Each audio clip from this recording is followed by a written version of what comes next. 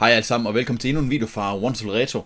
I dag der får I altså lov til at komme med på en lille tur ud, når der bliver opkøbt et stort lot. Og der er rigtig mange, der spørger mig, når de er i butikken, hvor får du egentlig de ting herfra? Og det er jo hovedsageligt private, og jeg får rigtig mange henvendelser, og så prøver jeg selvfølgelig på at tage de deals ind, der giver mening. Det er jo med at finde en pris, der giver mening for mig og for sælger. Men i dag der er der blevet opkøbt et kæmpe lot. Det er lang tid siden det er sket, men det er først nu, jeg får lavet en video. Så vi har faktisk fået 5 stykker. 4-5, der er gået sammen og opkøbt et kæmpe lot Commodore. Det er for over 30.000 kroner den her gang. Og nogle af jer kender måske Martin Sørensen, og det er faktisk alt hans, vi har købt. De fluer. Der er så mange irriterende fluer lige for tiden. Jeg er prepared. Quick. Vi skal smutte hen til Martin Sørensen. Vi fandt jo ud af, at han han var nok kommet til et sted i sit liv, hvor han har brug for at komme videre. Så han vil gerne af med alt hans. Og der er vi altså en 4-5 stykker, der er gået sammen for at opkøbe det. Så kig med på videoen. Jeg håber, I synes om den.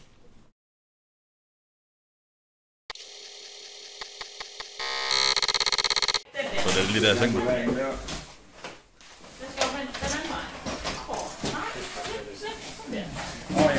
Den er nødt til at vise dig, Kasper, den her. Så tager vi siden. Hvad er det for en? Er det den? Ja. Han viste mig med det der underlige...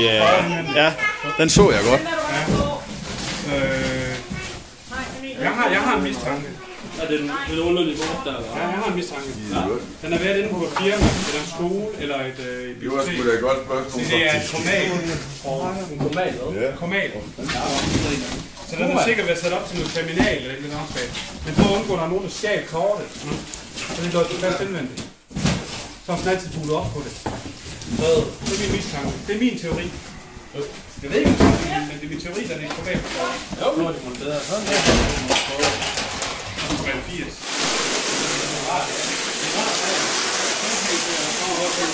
Vi sidder og Så har jeg nødt til at sidde i lasten. ja, det er rigtigt.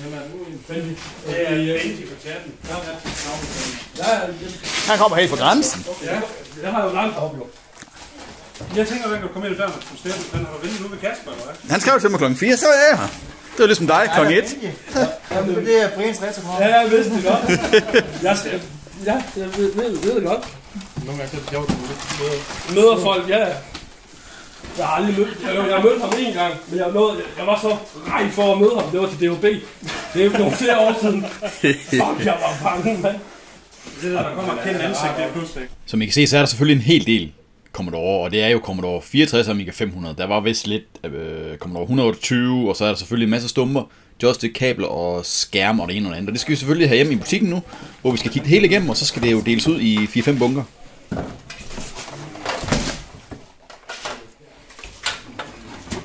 Den mangler lidt. Det er et projekt.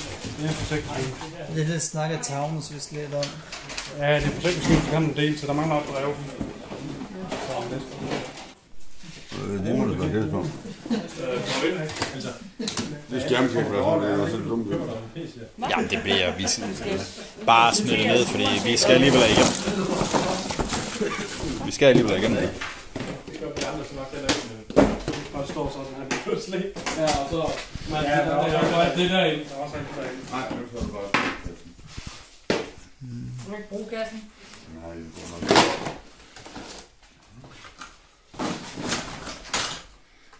Tjek. Så var der sådan lidt. Jeg kan det hele ikke. Nej, han har en hel bagagerum, der er tom. Jeg har et helt tomt på det så. Helt tom. Jeg skal bare lagt sæder nede ved min. Ja, og så alt det her Nintendo der, det kommer jo af nede ved... Det kommer ind i ham. Det gør det helt, det gør det her også. Ja, det ved jeg godt. Det var så meget, det er også... Du ved ikke, holde nogen bag mig. Ja, det tror jeg faktisk, Kasper gør. Jeg kan godt være, at jeg holder og fylder det hele rimelig meget. Det I ser billeder af her, det er selvfølgelig alt det, der skal flyttes, og der er meget. Der er rigtig meget.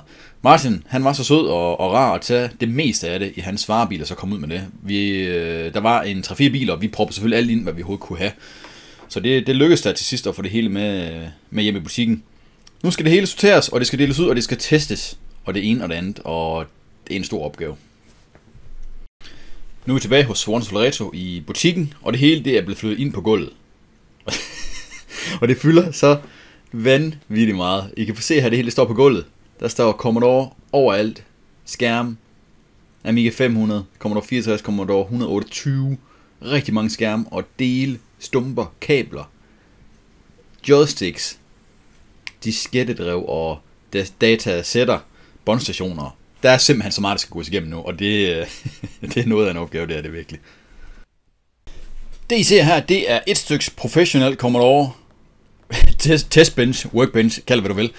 Vi skulle have et sted, hvor vi kunne teste alle det her Commodore og Amiga, fordi vi startede faktisk med at sortere det op, hvad virker og hvad virker ikke.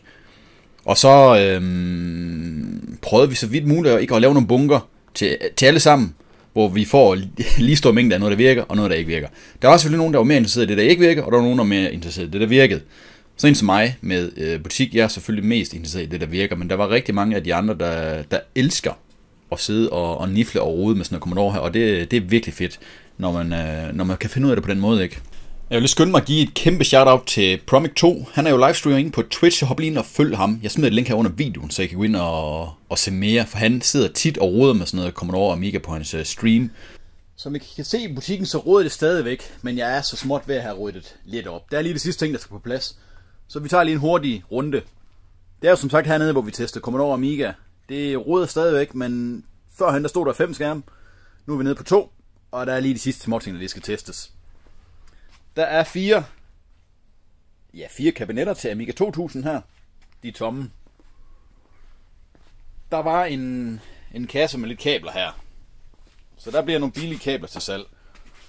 4 papkasser til Amiga 500. Noget joystick. Lidt mere joystick. Der er en masse forskellige modeller. Så det skal selvfølgelig lige gås igennem en gang. Herovre står lidt Amiga. De 4 her skal have et nyt floppydrev, men virker. Strømforsyning til Commodore. Lidt Commodore herovre, Commodore 64, som er testet og virker. 2 maskiner her, Amiga 500, der bare kører. Som en drøm. 3 stykker her, der virker. Den her den er faktisk lidt sjov. Det er en mus, men det er ikke til Amiga. Det er til Commodore 64. Og 2 herovre, der også virker. Der er en, der er model her. Så er der et par skaller her til Amiga 500, og var der ikke også lidt til Commodore dernede, nogle membraner. En alfa scanner til Amiga. Og her er der 3 SCSI CD-ROM-drev til Amiga eller PC, eller hvor det nu skal bruges hen. En kasse med diverse kabler. Fladkabler, strøm, Amiga, RGB, eller hvad det nu lige var, det der. Og alt muligt. Alt muligt, der lige skal gås igennem. Herude på lageret er der også kommet en del stumper ud. Der er en helt flyttekasse her med datasætter, der skal justeres. Det er noget, vi lige skal kigge på en gang. Der er en hel del. Så er der en kasse med datasætter med mekaniske fejl. Det kan være en knap, der sætter sig fast, eller ja, låget der falder eller sådan et eller andet. En kasse med defekte strømforsyninger. Hernede har vi nogle Amiga-skaller. Amiga 500.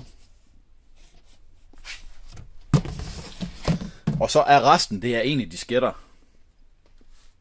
Commodore 64 disketter her. De store 525. Det er sådan nogle basser her.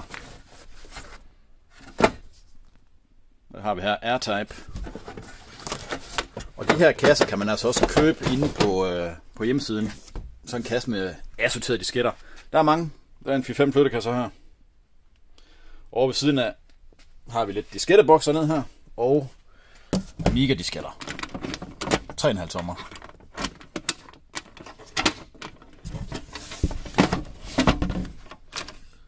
Nej, Hugo. Der er lidt værd. Nu er den her kasse godt nok lige original. Men stort set resten, det er jo... det er lidt en blandet landhal med... ja, aner ikke, hvad der er på dem.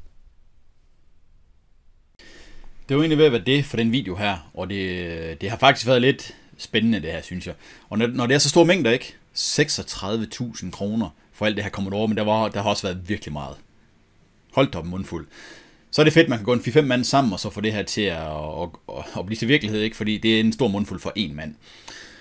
Meget af det, jeg ser på videoen, det er jo råd til andre hænder. Noget er kommet op til mig, noget af det er solgt på auktion, og noget af det kommer op på hjemmesiden.